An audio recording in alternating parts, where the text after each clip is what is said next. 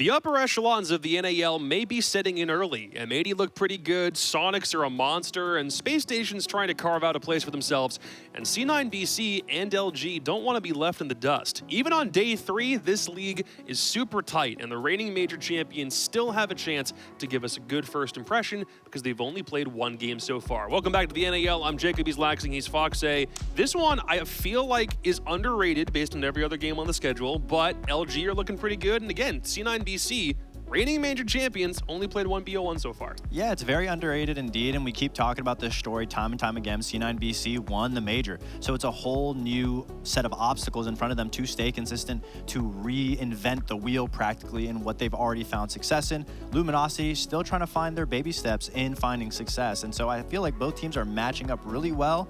They both want to kind of grasp at that 3rd to 4th place spot at being in the top of the teams, and so they're both competing. It for today, I think it would really be a good roadmap as to who will find that 3rd to 4th place spot in NA based on this game today. Personally, I don't think this is an underrated match at all. I mean, C9BC we didn't get to see a lot of because they only played 1 game last week against M80, and obviously we did touch up and say that they look like they should have won that game. But as for Luminosity, this is a team, again, that we had at the bottom of the barrel. They didn't prove anything to us, and they've been improving every single game that we've seen so far. Sure, they may have played Consulate twice, whatever, but they have been improving nonetheless. So I am excited to see this matchup for both teams, to see if you learn what you learned from that M80 game or from LG to just keep improving and keep looking like a far better LG than what we've seen. Let's put C9BC up on the board first. We haven't seen these guys in a hot minute because they only played 1 game last week, and it was an 8-6 loss to M80 on Clubhouse. But again, they didn't play a game on Friday, so they've had a whole week to think about what went wrong and how to bounce back against LG. Yeah, again, you know, we talked about this game pretty fairly and just recently here. Obviously, in that M80 game on that Clubhouse, they looked like they should have won. It came down to just small fundamental errors that was triggering these losses for them or these rounds not secured. And if you go to overtime, you should hopefully win that thing. And again, that happens. But for your first game coming back, obviously not being able to play at not wild card, EWC. They didn't have a lot of time. So obviously coming out, swinging out the gates, going 6-8, you know. That's a team you could say have rust, right? For sure, absolutely.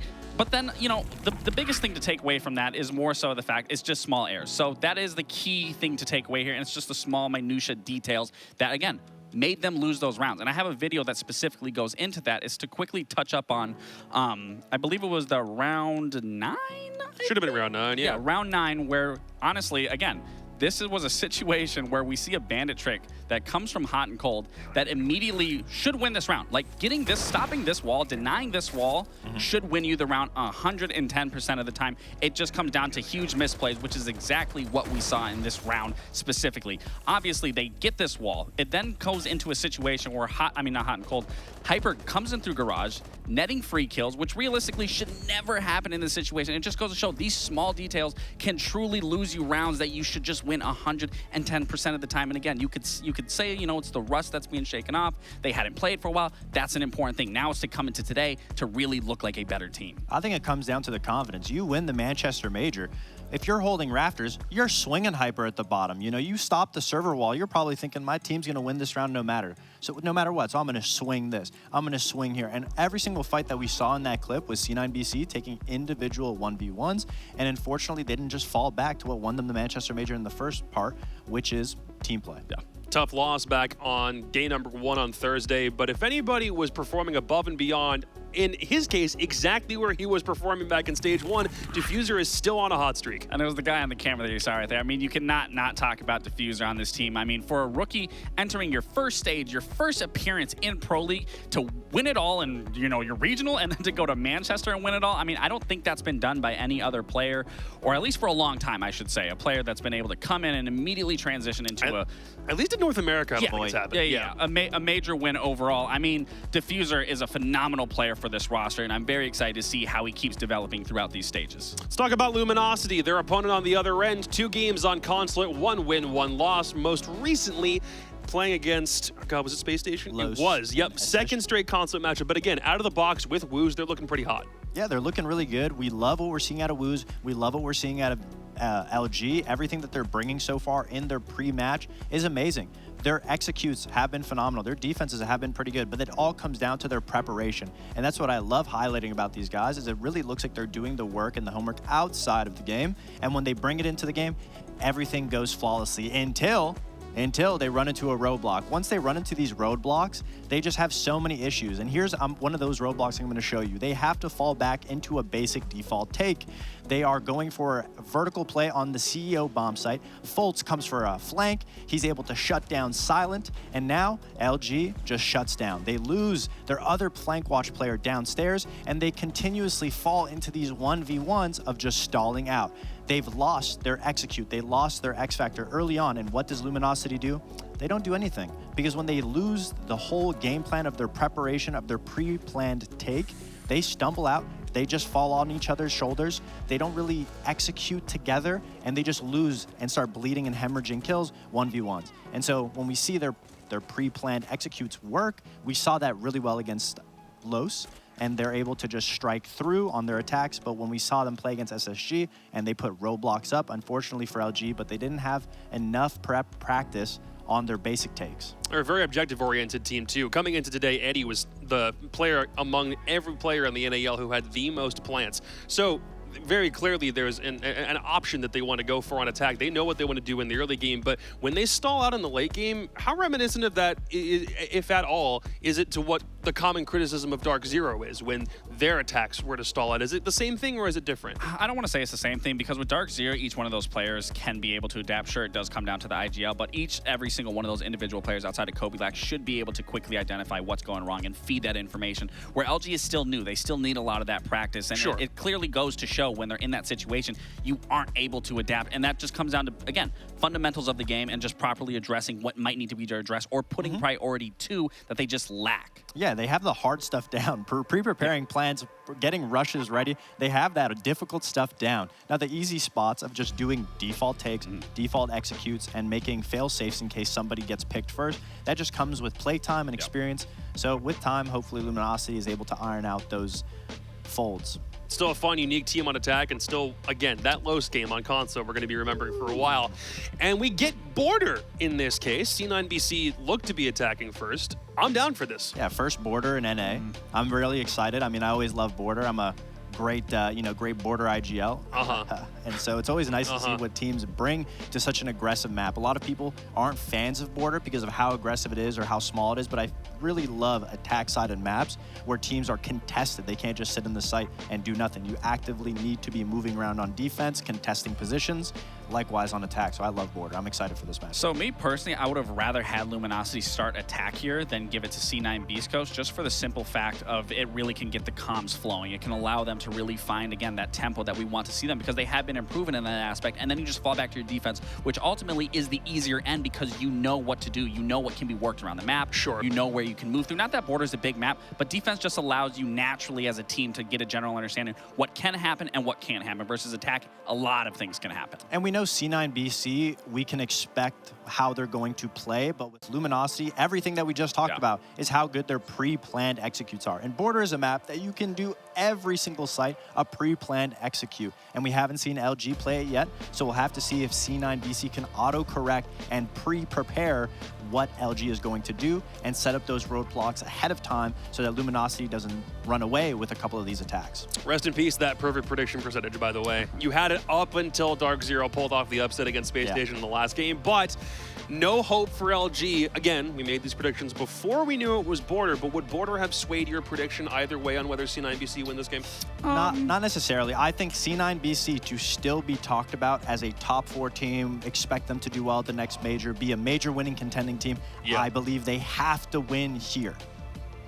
Yeah, I can agree with that. I think this more, in my opinion, does favor Beast Coast starting on this attack side and then switching into that defense. Sure. So again, that goes into what I was saying. I would rather see Luminosity on that attack versus defense, because it's really a lot of these highly contested spots are, like I said, are going to be top east. They're going to be in break room. They're going to be CCTV. They're going to be dome. And a lot of those situations, LG is going to have to be quickly identifying where they need to be putting a man up or removing a man to fall back. And that, again, that comes down to those basic fundamentals of being on that situation, of being able to quickly identify what needs to be happening in those moments. Yeah, LG doing exactly what we were hoping for, not going back to a repeat map 3 straight games in a row. We've seen that happen before. What, did Wildcard do 3 straight Oregons or something in stage 1? Yeah. They came close, and they didn't win all of them, which is the overall point. Now heading to Border, the first time we're seeing the map is all the way in Play Day 3. We still haven't seen a lair yet, but I'm perfectly comfortable with a Border in this case.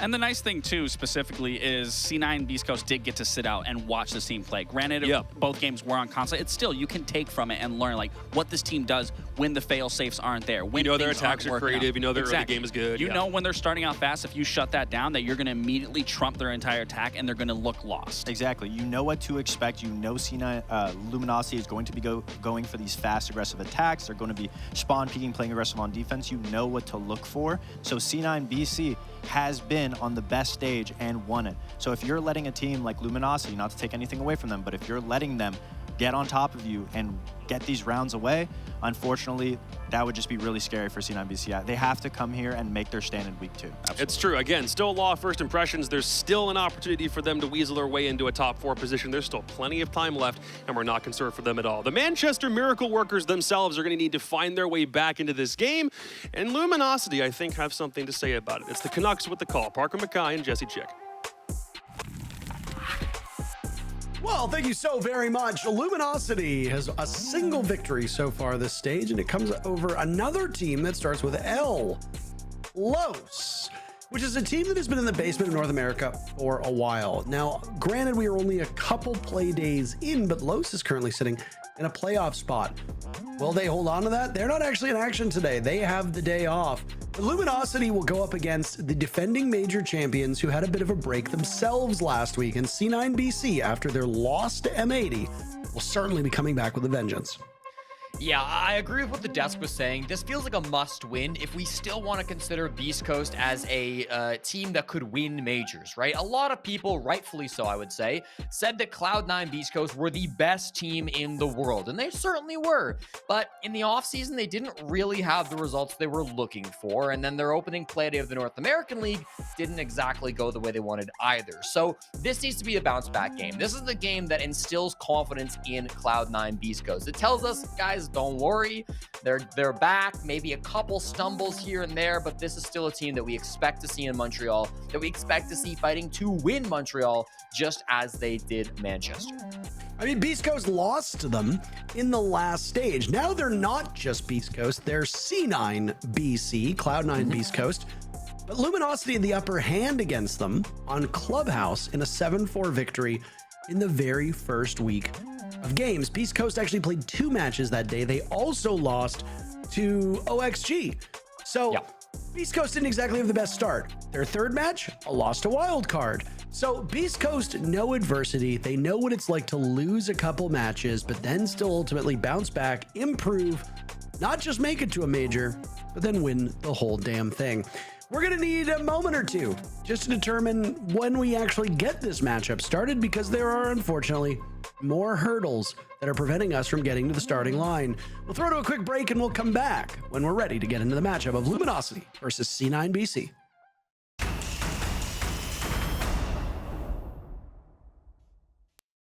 All right, operator bands. Jesse, your favorite part of the whole matchup. It's actually crazy to think that your favorite part is just 4 operators being banned, but you love talking about it, and I don't want to get in your way. So, what are you seeing so far from the C9 BC and Luminosity matchup? Well, I think a Beast Coast attacking ban was going to be the hardest one to predict. I thought maybe a Ying would come out, but Dokkaebi is not that crazy. And a Frost ban. Okay, that's definitely new. I thought the Fenrir would come out because that's typically what Beast Coast ban on this map. This should be an Azami coming out from Luminosity to pair with their Montaigne. Yes, they banned the same 2 operators every game so far this stage, so no surprises out of LG. Dokkaebi and Frost. Really interesting bans coming out from Beast Coast. It's going to leave the Ying on the board, which I'm assuming these teams are going to try to take advantage of. Can be very good for some rush executes. Rushes are so good on border to come on out from both Beast Coast and Luminosity. And then we'll see if that Fenrir does get played. Obviously, since the nerf hasn't been seeing as crazy pick rates / win rates that we've seen in the past from Fenrir, but certainly can still be a strong operator. The Frost ban is certainly quite fascinating. And if you go back to the previous stage, ask yourself the question, was Frost ever banned in stage 1 of the NAL? The answer is no. The off-meta bans, because there were a lot of defender bans in stage 1, and we'll use stage 1 right now solely because of the fact that we have played that full stage. We're still very early into stage 2 before we can start breaking down numbers. But Fenrir and Azami dominated the bans. Valkyrie, Solus, Kaid, Tubarão, and Mira were there as well. The ban picks, it was Warden, Smoke, Mice, Clap, and Bandit. Those were the one-off picks. So far through stage 2, there's been a bit more variation with these bans. We saw the one-off bans so far of Clash, Mira, and Valkyrie, as it's been Azami and Tubarão leading the way. No Fenrir bans yet, largely because of the nerfs the operator had, and his pick rate is quite low too. A Frost ban is a first for this year in the NAL. Yeah, certainly going to be exciting to see that Frost and see if there are any plans that get disrupted on the side of Luminosity, but we'll jump back into it here for the first round. It'll be a Blitz from Spirits and a Ying from Gavin as well, so a lot of explosive potential coming out from Cloud9 Beastcoast on this first round. If they want to go for a rush, I talked about how aggressive and good those rushes can be. Looks like they're going to jump on into top east in right a moment here, but Woos is ready. So is Spirits. So is Woos. So is Spirits. So is Woos. And there's Spirits and Woos doing battle. Spirits has been shoved off of his position. And there's the read from Hot and Cold to shut down Woos and then reflexively fire away at that soft wall inside a fountain. That's where Wi-Fi is playing, by the way. Silent is back to his regular name. Kixrow, the first pick for LG, removes Gunner. Gunner didn't exactly have the greatest result in the first game of stage 1, but he was the MVP of the Manchester Major. A slow start in one stage is not the be-all, end-all, but if Gunner has a slow day today, it will make their matchup against Luminosity quite challenging for Cloud9 Beastcoast. So you lost your only hard breach too. That means that that office wall is gonna stay shut. Might make this push a little bit more difficult. Cloud9 Beastcoast, I don't think we're going to see a pivot. They're probably still going to be pushing office. It's just going to be a very linear take as they just have to funnel through this office door. The Blitz makes that more doable, but if Kixrow can do some damage and maybe get a pick before they can actually go in for that execute, they're going to be in a tough spot. I really like these angles from Luminosity. We'll see how they do. Waiting with Hot on the followers, the Banshee going off. And Silent is in a tough position. Houghton looks for something, but we are frozen. Are you frozen? I am frozen, Parker. I cannot see what's going on, but I can hear what's going on. Got a pick. Somewhat. Gavin and Gunner are Woos that died early on. C9 Beastcoast in a first spot. Diffuser toying with this door inside a fountain. Tim, Spirits, and Hot and Cold as the three remaining. You can see Spirits very low on HP. Hot and Cold also quite low. Good news for Luminosity is that any damage that's done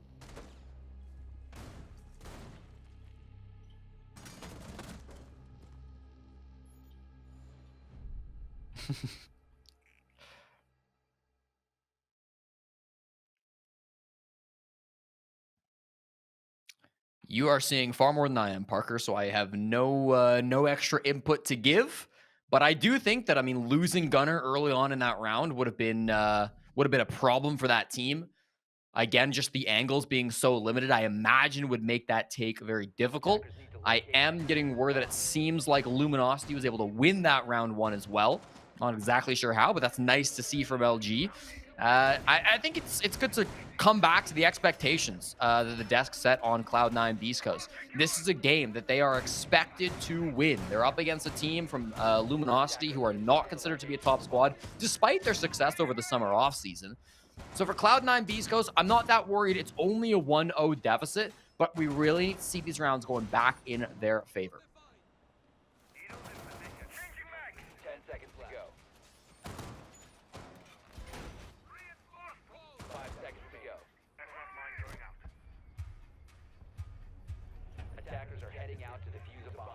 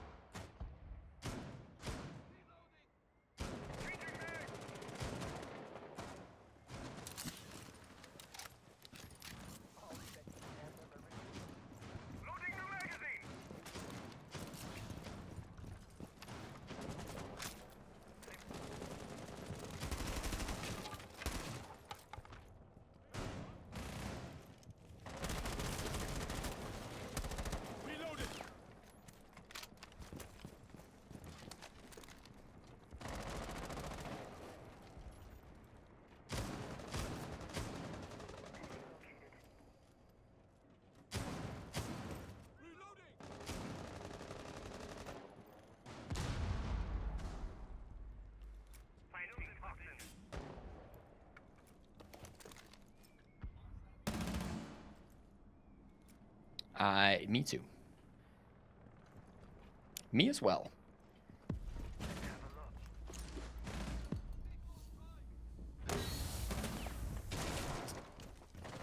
Looks like we're still working through this round. Minute 45 on the clock. The 5v5. Some trap operators up for LG as well. It's a tough jump in there from Gap. Z9.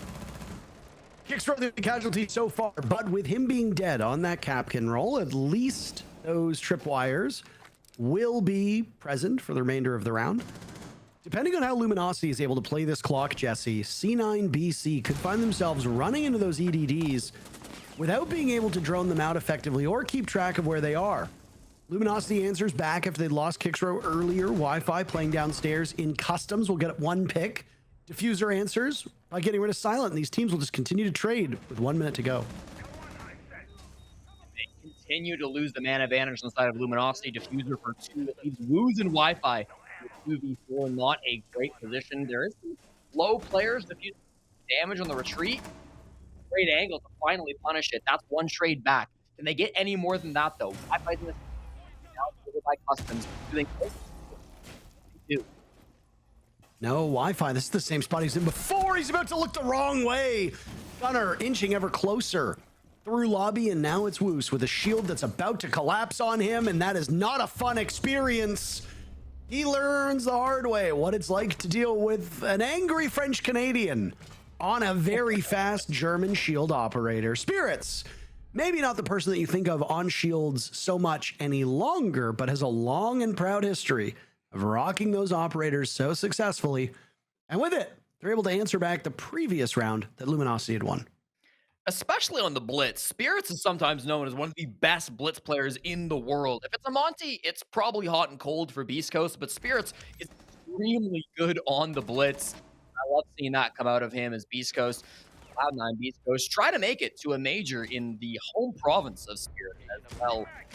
Spirit grew up in Rimouski, Quebec, started playing Siege in 2015, switched to PC in 2018, and then bounced around to a couple of different teams, first joining Tier 1 Siege when he won the Canada Division in 2020 on Altiora, and then moved over to that XSET core that eventually became M80, played a little bit for Wildcard, and now has found his home on Cloud9 Beastcoast, where he has been undoubtedly achieving the heights of his career.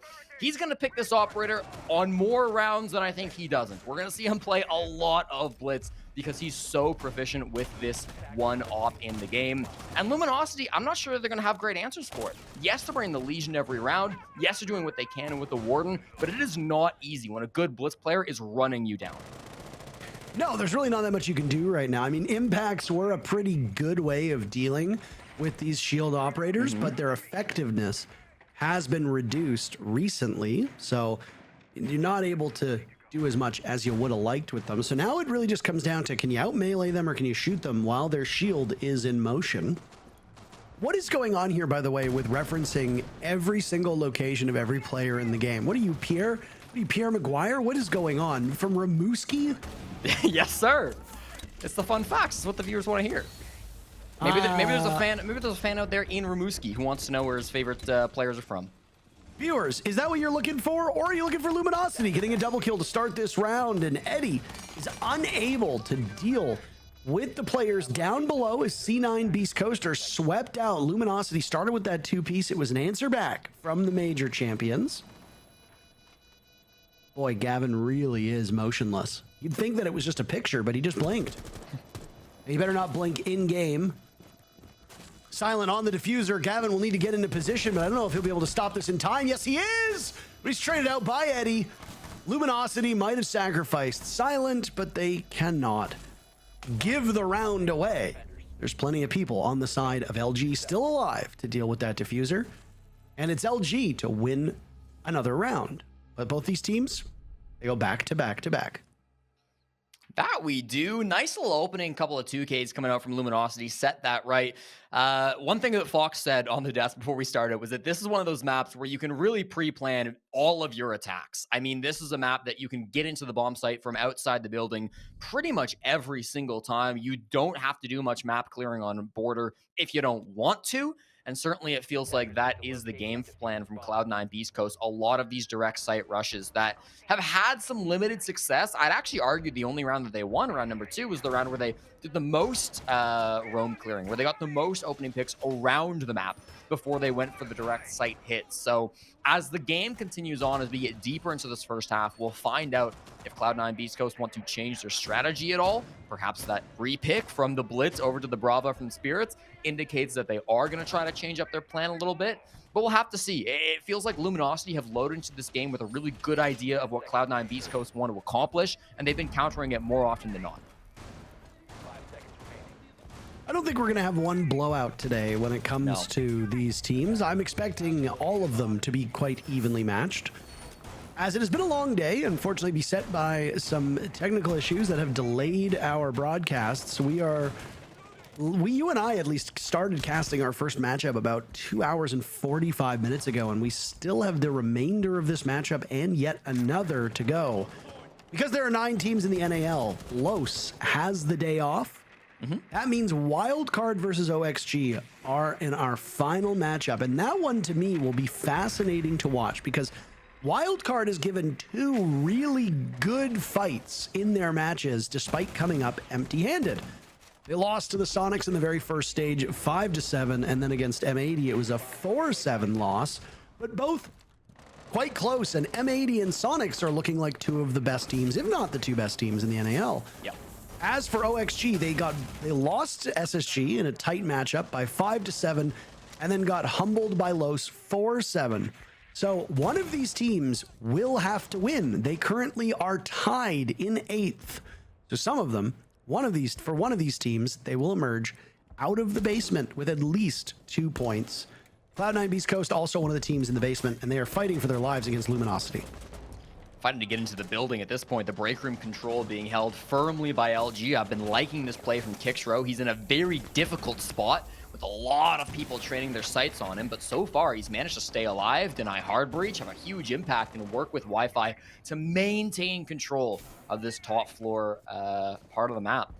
We have yet to see Cloud9 Beastcoast find any sort of an entry. With time, they will likely give up these positions. At least Kixro likely will, and I believe has. Wi-Fi probably playing to die down here, and Hot and Cold surely gets a free pick as somebody runs past his crosshair. There it is. Silent goes down.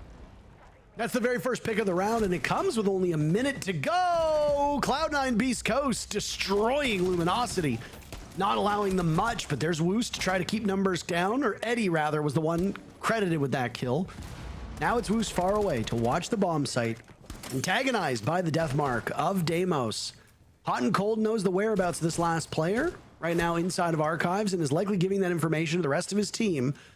Woos very worried about what lies below, but just down the hallway, just to his left, there's one player from C9 Beastcoast he needs to fear. The Ace. Almost could go on that wall and potentially open things up. There's a mute jammer that I assume is stopping it for now. Nice play by Woos. Trying his luck against Spirits. He knows he needs to go for the double swing. He's good for 1 kill. But Spirits will have the last laugh on that engagement and is overjoyed, as you can see on your screen. Cloud9 Beastcoast muscle back that round, and again, these teams are just so evenly matched. You know what they say about patience, Parker? It's a virtue. It's a virtue, and it's a virtue that Beast Coast clearly have. A lot of time spent holding angles from outside of the map in that round, but it paid off big time. Not only first finding the opening frag onto the mute, down inside of waiting, then being able to find the kills onto the dock. They were aware that there were these players on the side of LG who were getting a little antsy. They didn't have to go out for these swings. They didn't have to peek outside of the break room door, but they did, and Beast Coast were so ready for it. C9 BC were holding their angles. They were taking their time. They were not concerned about that clock, and it paid off so well for them. They got great opening picks on those aggressive players and built themselves a man advantage that they just could not lose from. Yeah, it was a good attempt from Woos. Was in a strong position for the 1v3 again with the office wall staying closed, not dissimilar to the very first round of this map, but still with the man advantage, it was too good for Cloud9 Beastcoast. So the back and forth game continues, and as we see Cloud9 Beastcoast getting a little bit more comfortable on border, things could be looking rough for Luminosity looking forward. Yeah, I mean, we don't really have enough information from Border to start throwing out, oh, is it attacker favored? Oh, is it defender sided, etc. It's the first time Border's actually been played here in the NAL, at least for this stage, so we're awaiting those numbers. Chalet, a matchup that was just finished, by the way, seemed to be a bit defender-sided in the way that those numbers go. Clubhouse, attacker-sided at the moment. Consulate, 50-50 through 34 rounds. And Nighthaven Labs is 48-52. Oh, with these maps getting a lot of play, Clubhouse, Consulate, and Nighthaven have dominated in terms of rounds played at this point. Well, we're starting to get information on the board. Hard to do for Border. But Border is a bit of a chaotic map, as you can see from that engagement, where Wi-Fi gets the first kill, Spirits trades back, but onto a different player, and now Wi-Fi will come into the same spot. Spirits manages to get away with his life intact, but could re-engage and find himself in a bit of damage. An engagement from Kickstro will go his way, and LG have the upper hand in terms of man count, as the shield from Spirits looks to get ever closer. Kickstro's backed away.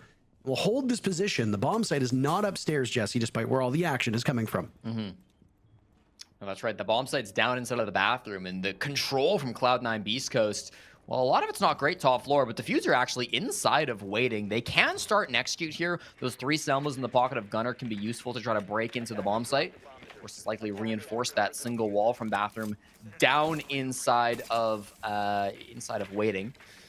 Some Selma's getting used on the top floor instead, though. I think was that used on the floor? Was it the bottom part of the wall? It was on the floor that he sent that out. So some soft breach will help them out. Obviously, they don't have much soft breach other than those Selmas, so maybe some value coming out of that. And another pick will equalize the man count. With the man count being grabbed, Gunner now in a 3v2. His teammates looking good. That's LG with 2 very quick kills. Back and forth, back and forth, back and forth. And now both a Gumine and a Banshee working to slow down Diffuser. He just needs to show patience here. Kickstro going for the reload. He's got both the T9 and that Super Shorty that can pack quite the punch. Final EE1D will go out. And the deployable shield will show his way. How on earth did Diffuser get picked off from that spot? Or Gavin, rather. Silent now is the last one from LG. Diffuser waiting on time, but he has no way to deal with this. And Silent pops up and kills him with a shotgun. That's a really tough interaction for Diffuser to take, and an even harder one for him to win. Does not go his way, and LG gains the lead again. A great attempt, certainly, from Diffuser. He did his best there, but that was just too difficult of a position with the utility that Diffuser had on the Lion. The top floor, I think, it went pretty all right for them. I mean, they got some good trades. I said that they had that man advantage, and in the moment I mentioned it, that man advantage kind of went out the window, which put Diffuser in that kind of awkward situation. I like the movement from Luminosity the most there. They really didn't ever stop going for swings, going for rotations around the map. They didn't make it easy for Cloud9 Beastcoast. They never let Cloud9 Beastcoast breathe. They never let them into a moment where they could just chill out and formulate a plan. There was always some kind of threat being presented by LG. And that's kind of how you have to play Border. You know, you're talking about how we don't really have the stats. I think from historical stats and from a general feeling for most competitive players, this can often be a map that is difficult to defend. A lot of the times the attackers are able to get these picks from outside of the building. There's a lot of entry points into bomb sites from outside the building, which will never favor the defenders. So what it really does feel like is sometimes we need defensive teams, if they want to win on Border, to play quite aggressive, to go for spawn peaks, to go for aggro swings, to go for rotations. Luminosity were abusing all of those as they have throughout this game.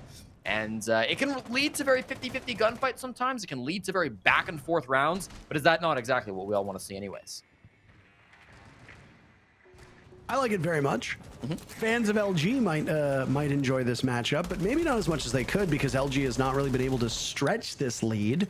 Cloud9 Beastcoast have either been tied or trailing so far through this matchup, which really isn't what you want to start off the stage after winning a major. The championship hangover is something that has been discussed in sports for decades, and you can't escape it in esports as well.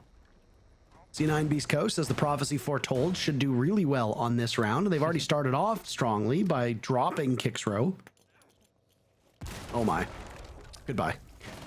No retrieval there whatsoever. Grenade tossed in by Hot and Cold. And it's not technically a kill for Houghton as the damage was done from somebody else, but the grenade will still clean things up either way. 1 minute of action and C9 BC up by 1 player. Good play by Gunner. Again, we talk about that patience being so good from Cloud9 Beastcoast as a team. Hot and cold in for a bit of a lurk up east. Will he find anyone up here? I'm not sure that anybody exists. There was one inside of Fountain that's silent. And Woos is in office. And Woos is out of office. Taken out by Hot and Cold. Perfect patience once again, Parker. They're aware of the way LG want to play this map, so they're just holding and letting LG swing. And as the number count goes lower and lower for Luminosity, they get more and more desperate, and these swings become more and more necessary, thus more and more predictable. Would you say that there's more and more words that you can use to describe what's happening in front of your very eyes, Jesse? All right. Jesse, pride of Edmonton, Alberta. He's been gaming since he was a young boy. He used to go by Corn Pop 16, but it's been a long venture all the way from Team Fortress 2 over to Rainbow Six. A really inspiring story for a young man. You should be a caster. How's that? That was How's good. that? You should be a caster. That was good. You think it's good? Yeah. Really proud of you. Really proud of me as well. Go us. Let's put it that way. Not proud of that A lot of C4. action, by the way, has happened since that first burst. It's been all utility battle, and right now, the focus is on opening up that archives wall, something that has not really been possible for C9 BC over the last couple rounds. Final 30 seconds, and there's default cam doing its job. You've got one person from Luminosity on cams, another will join now as Silent is removed. And there goes Eddie and Wi-Fi for a flawless victory in that round for Cloud9 Beastcoast. So, yep, things are going the way they should. 1 round win for Luminosity, then it goes to C9 BC, then back to Luminosity, and so on and so forth. And we end the first half no closer to an end than when we started. Yeah, I think that this is going to be a pretty even game going forward. Sometimes the half swap, though, can be a bit of a game changer. Obviously, on this first half, we saw a lot of aggressive moves from Luminosity that was typically countered by good patience coming out from Cloud9 Beastcoast. I expect the teams will play pretty similar to each other when they swap sides. Again, that's just kind of how Border works more often than not. You're going to see a lot of aggressive swings from the defense. You're going to see the attackers predicting that because it's so common. It could be a good sign for Luminosity. Last week, they had a 60% attacking win rate versus just 50% on the defense. So in our small sample size that we like to refer to, it seems like LG is maybe a little bit better on the attack. Obviously, the opponents and the maps will shape that quite drastically, but I do think it's fair to say that LG are a solid attacking team. Sometimes you criticize teams that are younger, that have less experienced players for being a bit more defender-sided. Defense usually considered to be easier for less experienced teams. But Luminosity, they have a good bit of experience in their pocket themselves. Most of these players, all except for Woos, of course, have been playing together for so long. They attended a LAN over the summer.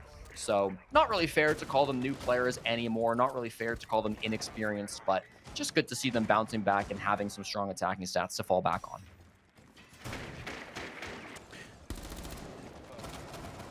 Start off with Gavin now playing over by security, and Gunner not far removed is ACOGs that are favored by some of these defenders showing up in the longer range engagements. And despite not having the highest pick rate, Fenrir is seeing some play here on Border.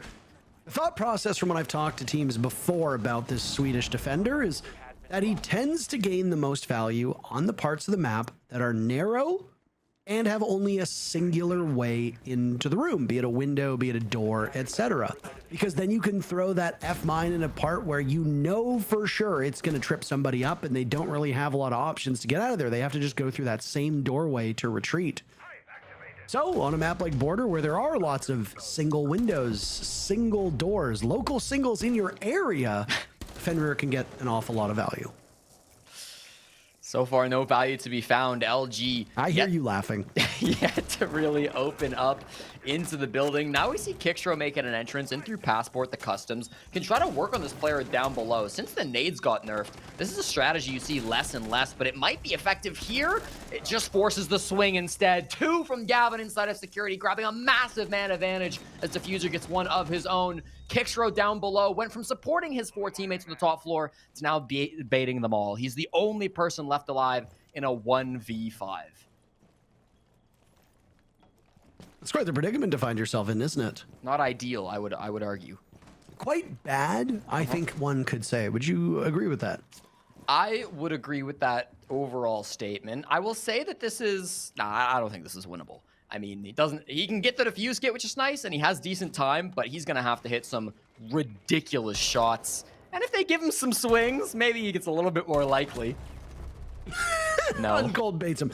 2 flawless rounds in a row, by the way, and C9 Beastcoast have done something they haven't been able to do all game. You want to take a guess as to what that is? Parker, they won back-to-back rounds. That is correct, and they also have the lead for the first time, Jesse. Lovely to see. And again, I won't read too much into one round. You know, it's not the greatest start for LG. But again, I think we saw a very similar story to the first half where LG were trying to be patient. They were trying to hold their angles. Border just is a map that comes down to gunfights, I think, more than any other map in the pool. That's why you see operators like Doc being so effective. Yes, maybe they don't bring much utility for their team, but when gunfights have such a profound impact on the result of the round, an operator like Doc who can get extra HP, who can heal himself up after getting into a gunfight, and then also who just have really strong long angle guns, can be very effective. And we saw that coming out from these players on Cloud9 Beastcoast on the top floor.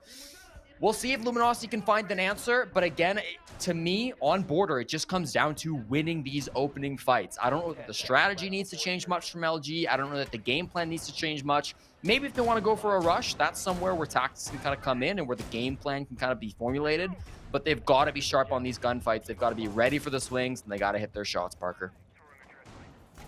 You know, as they like to say in hockey, you gotta get pucks in nets, right? That's really the main focus here. And well, not the greatest start for Luminosity as they have been on the better side of these round swaps.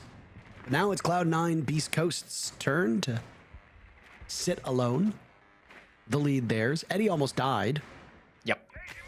Was that a Boss G spawn peak by any chance? It was a bossy spawn peak from Gavin, which is kind of weird because usually Spirits is the guy that plays Boss G on Cloud9 Beastcoast. He kind of invented it. Him and Turdstone were really the first 2 players that started using this gun on an international level. Spirits the first in North America by far. In Stage 1, he was the only person who really ran it consistently. Now Gavin's taking a shot at it and seemingly finding some great success, getting the down onto Eddie. Not quite the follow-up, but still big damage coming out for the defenders. Rotero drone now as Flores is brought into this round. Flores, another operator that is quite situational, but brings a ton of explosive potential. If you've got castles to deal with, you've got Surya gates to deal with, you've got banshees to deal with, deployable shields.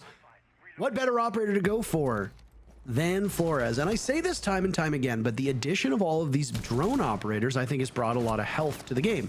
Originally, it was Twitch, who, by the way, is in action in the hands of Woos, and will need a big round from him, as now Kixro and Wi-Fi have died very quickly. C9 Beastcoast might have had some struggles on attack, but they are not showing many as they now defend.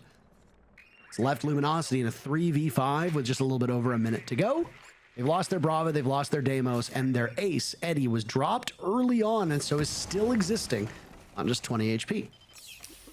You've lost your Deimos, which is tough. There's the Fenrir gadget coming out. If Silent could rotate 90, you might be able to get behind this player inside of security. That's a good answer to Gavin on this vigil, but Gavin could be out flanking the flank. Do they know how aggressive he is? They don't. It's another pick coming forward from Gaveni. Can they at least get the trade? That's the hope here. No!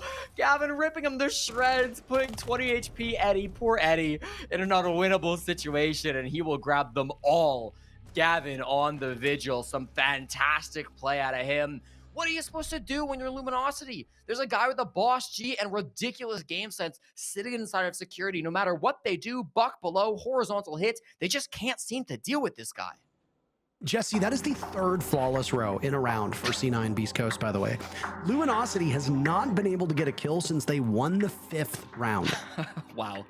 Almost, I would even argue, probably over 10 minutes at this point without Luminosity able to get a single kill in the server. Round 6 was won flawlessly by the C9 BC team, and both of their defenses so far have been won the same way.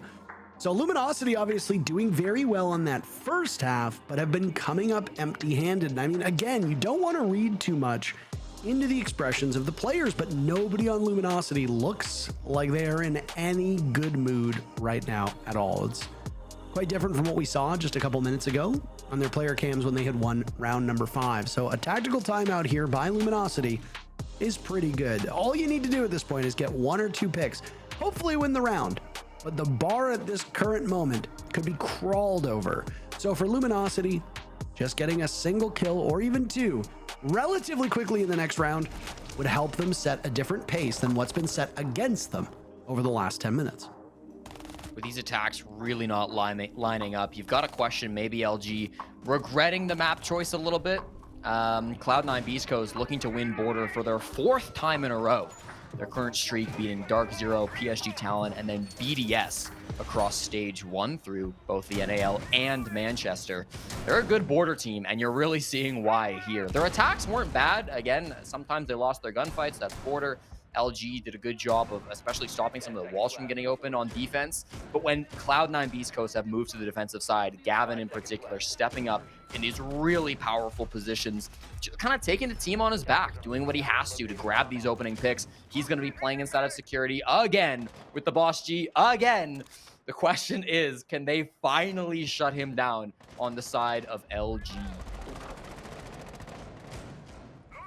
He's looking for a potential other pick as he can play off of himself right now inside of security.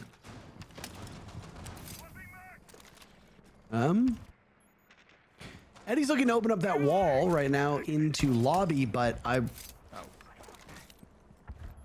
he's very, very concerned with possibly getting picked by Passport. Why shoot the Selma? Are you really that worried? Why not just go pick it up? There was nobody there actively holding it. Frustration, to be honest. Wants to speed this up. I mean, doesn't think he needs it. Odd play by Eddie and something that isn't exactly great to just shoot a piece of utility for no real reason. Well, the goal will shift now more towards the top floor. They opened up the wall that they wanted to inside of Passport. Gunner will be supporting Gavin by playing over in Rafters / break room.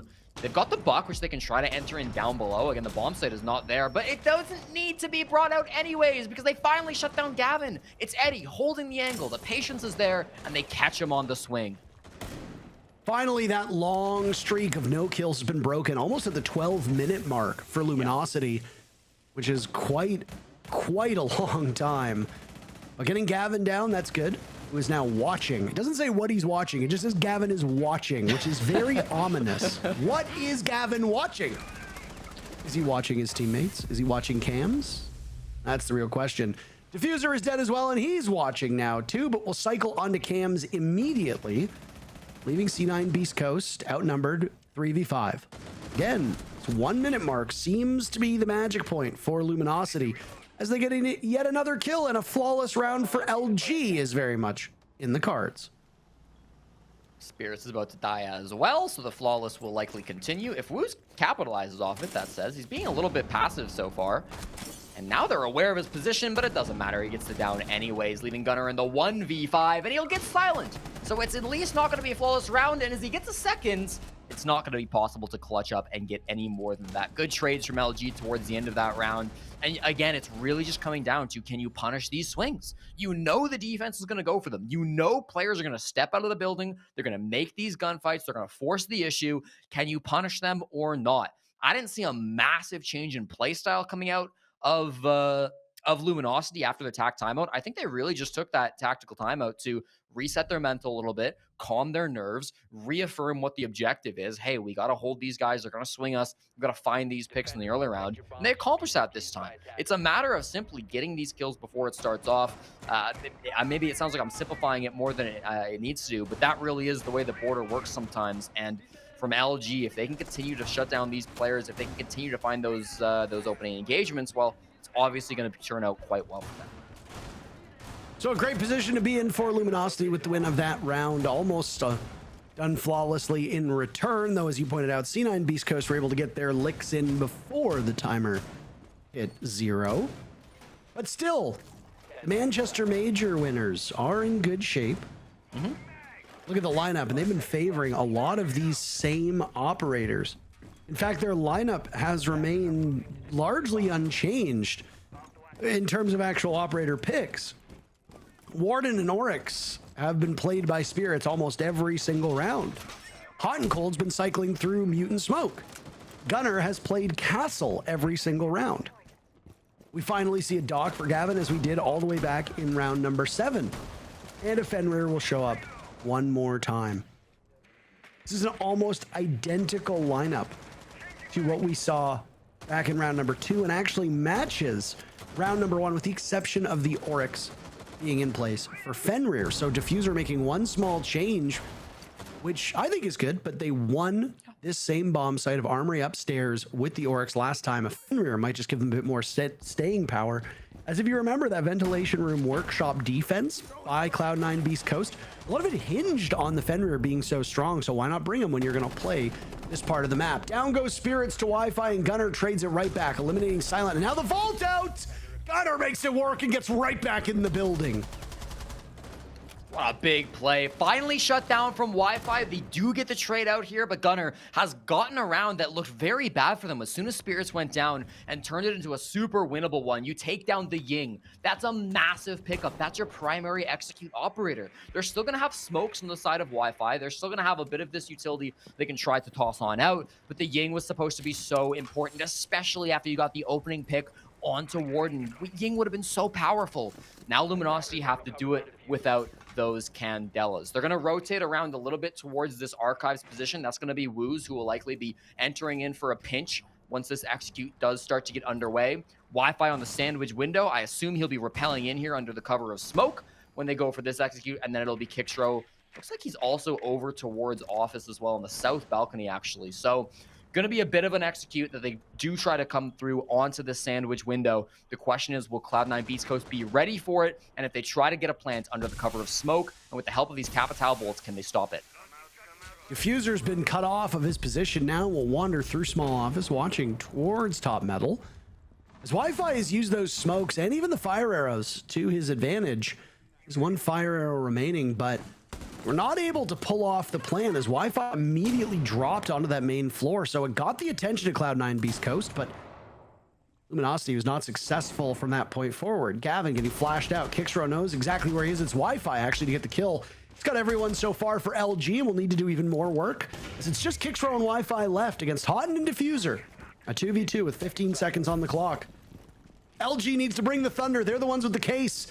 In walks Wi-Fi. He and Kickstro are next to one another. Wi-Fi being chunked down, finished off by Diffuser. And the obscurement of that F-mine will allow Diffuser to not just do the work utility-wise, but also get the kills with gun in hand. Cloud9 Beastcoast struggled in the first half, but the second half, they have been dominating LG.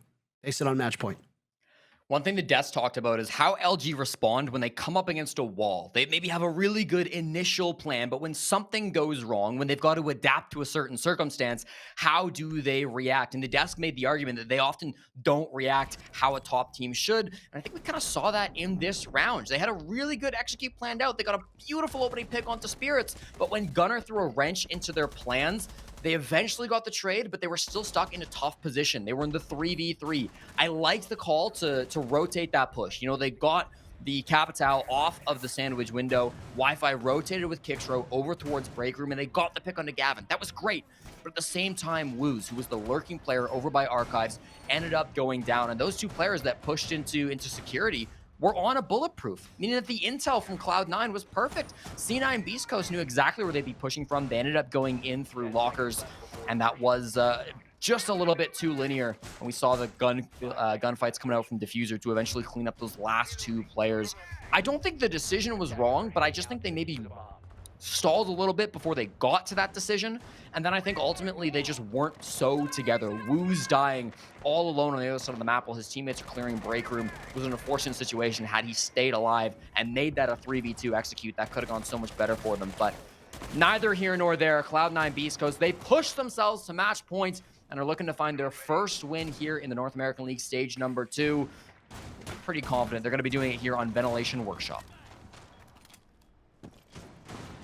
Well, Luminosity used their timeout, but not to the result that they wanted. And now they are in a troubling spot. Cloud9 Beastcoast looking for their first victory of the stage. They were not in action On the last play day, they've only played one match so far due to the fact the scheduling has been the way it is. They and Dark Zero had only played one game.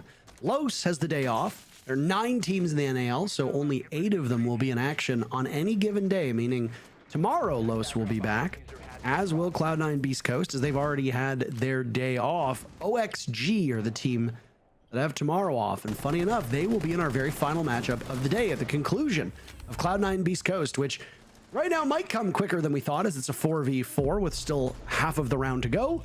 Wildcard and OXG will be the final matchup of the day. OXG and Wildcard right now finding themselves tied in last place with the exact same round differential and the exact same amount of points. Round differential -5, 0 points to their name. Both of their losses coming in regulation. One of them has to win today. Cannot tie. So one of them will advance over the other, but will it be 2 points, 3 points? We will wait to see.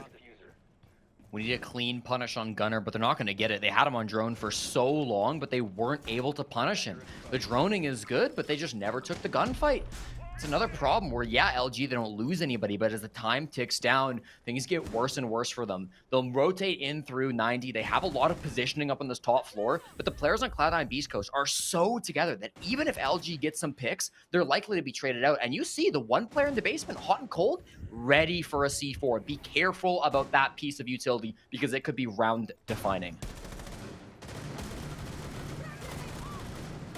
Right now, you see the Adrenal Surge go out, giving a lot of staying power to this Luminosity team. They are desperate for it. Spirits on deck, and Gunner gets a 2-piece. Excuse me, what happened?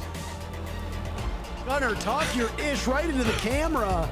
Cloud9 Beastcoast suffered through that first half, but boy, oh boy, did they make Luminosity pay through the mid to later portion of this matchup. Manchester Major winners, maybe sobering up from their championship hangover as LG ends up on the wrong side of a C9 BC victory.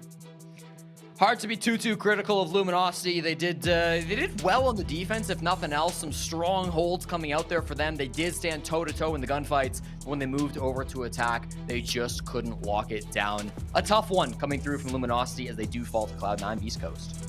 Rough go for LG. Great victory for C9 Beastcoast. They get all 3 points in regulation. One more match to come, Jesse. OXG versus Wildcard. We'll be back in just a minute.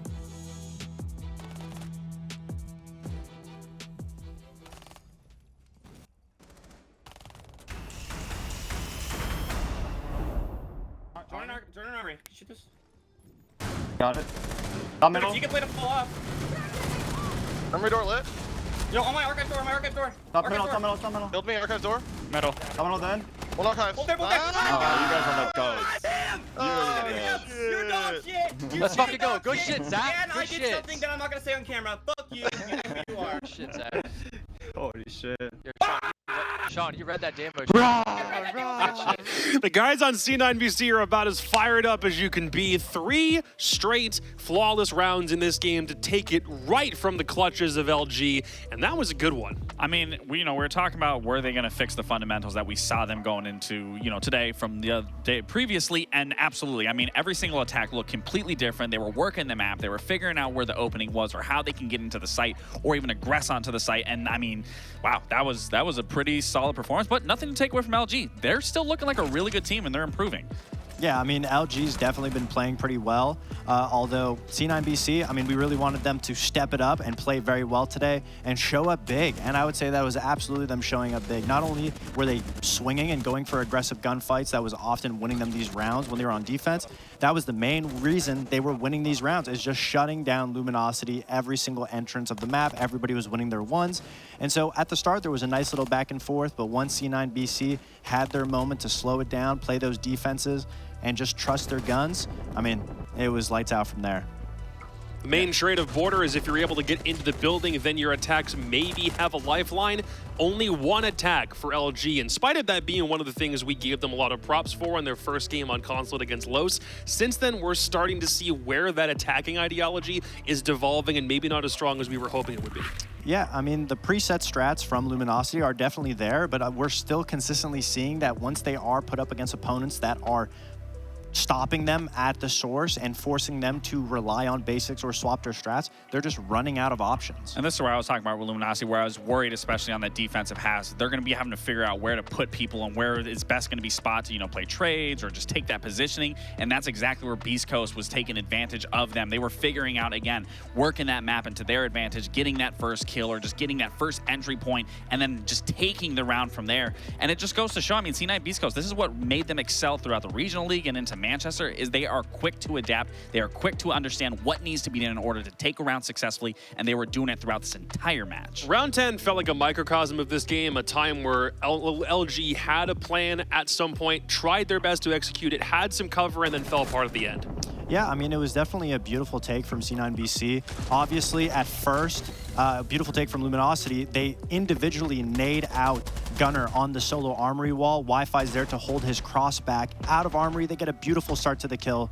But unfortunately for them, Gunner was downstairs. He's able to equalize it and bring it back. In each round, we see Luminosity going for these 2-on-1 pinches, isolating where C9BC is going to be. And they're succeeding. They're getting these kills. But elsewhere on the map, they consistently lose a player. They lose a player downstairs in vents. They lose a player in dome. And at the end of it, it's a 2-on-2. They walk into the site, and C9BC is there waiting. They have the Fenrir. They win the gunfights. And even though Luminosity is isolating individual players correctly and really showing their expertise on these pre-prepared attacks, they're losing picks elsewhere, and that's where C9BC is coming out on top, is they're able to find kills by adapting. And as the most experienced roster, we didn't get to highlight Gavini there, but him inside E-Box, he stalled as much time. We did see him get flashbanged, and most players in that situation, you tend to think you got flash, you're going to try to peek up that, you're going to try to make that play happen. He just stayed perfectly still and wasted so much time, which then dwindled out in that time. Then they had to rush into site, try to go for a plant, figure out what they want to do, and again, ran into those F-dots and ultimately ran into C9 Beast Coast setup and solidified up the round for them. Yep, they ran into Gunner and Company, so let's get the man of the hour on the line. Dude, congratulations on the win. It took a week for you to finally get in the interview chair, but at least it happened. Welcome back in. Talk to me about Border in the first place. Why was that the pick? Why did that seem solid? And why did LG just totally fall apart by the end? Border's been a map that we've really liked for a while now, especially with Vivid. He brought in a lot of new ideas for us, and we're just comfy on it. But Vivid did tell us that their Border's pretty weak. Honestly, how much of that did the old LG to. coach intel was used in this game? Dude, there was a lot. Let's just say that they didn't change anything.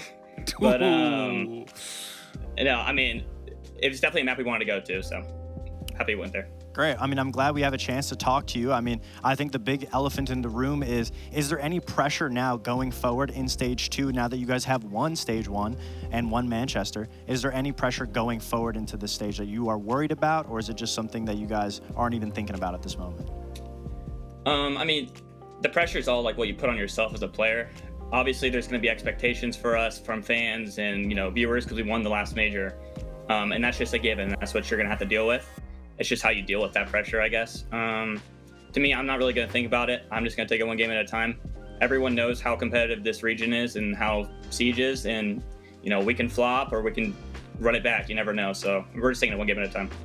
So I want to talk to you, and again, congratulations on your win here. So your matchup against M80, we thought you guys looked like the team that should have won that outright. Obviously, coming in today, I was talking about your guys' fundamentals. That's where things just went wrong in those small little errors. But today, especially on Border, you guys had an attack that just looked different every single round. Now, is that something that each individual is calling, and then you guys are adjusting as you go? Or is this already a thought out in the prep phase of understanding what just needs to be done in order to secure that round?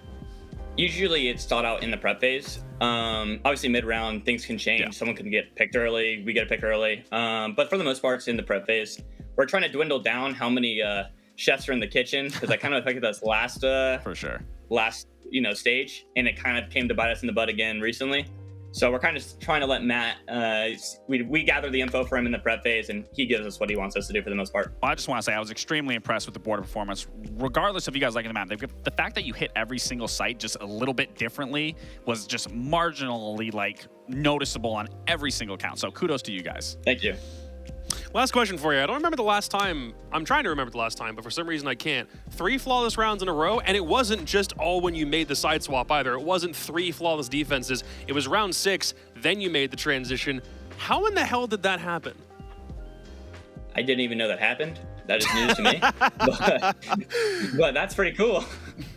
Well, congratulations. I had no idea It that blew my happened. mind. Again, I genuinely just can't think of the last time that happened, like 3 rounds in a row. So good on you guys. Was it What on are- all 3 rounds on defense, or what happened? What was round 6, so your last round on attack, then those first 2 defenses. Was there anything in particular Okay. there that from those rounds that stood No. out at all? I mean, they didn't it? I mean, have an our answer. team play So. on defense, like we're just playing some great team play today. I can't lie.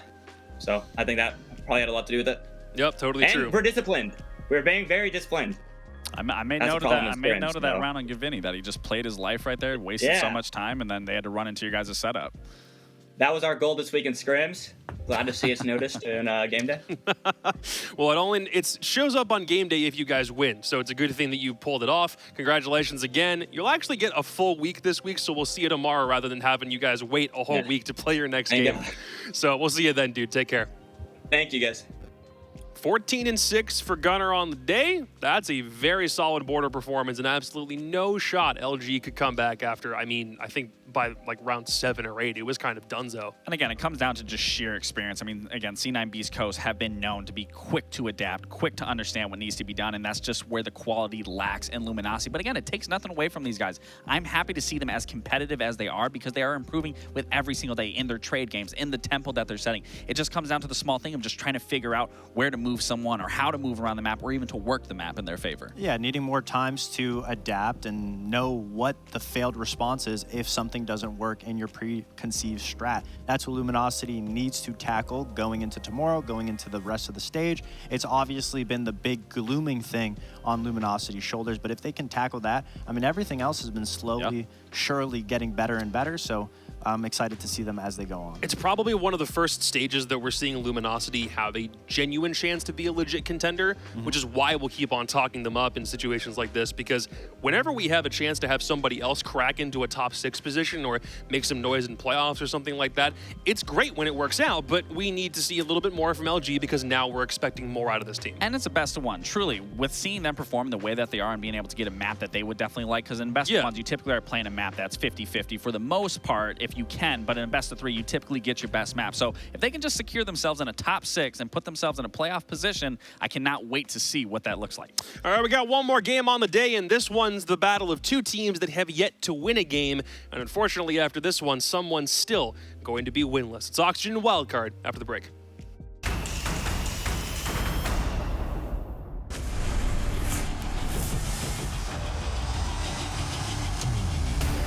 It's total calamity, total mayhem inside of the server. Out of nowhere, they find their round back into their favor. Holding up for the plunder wave!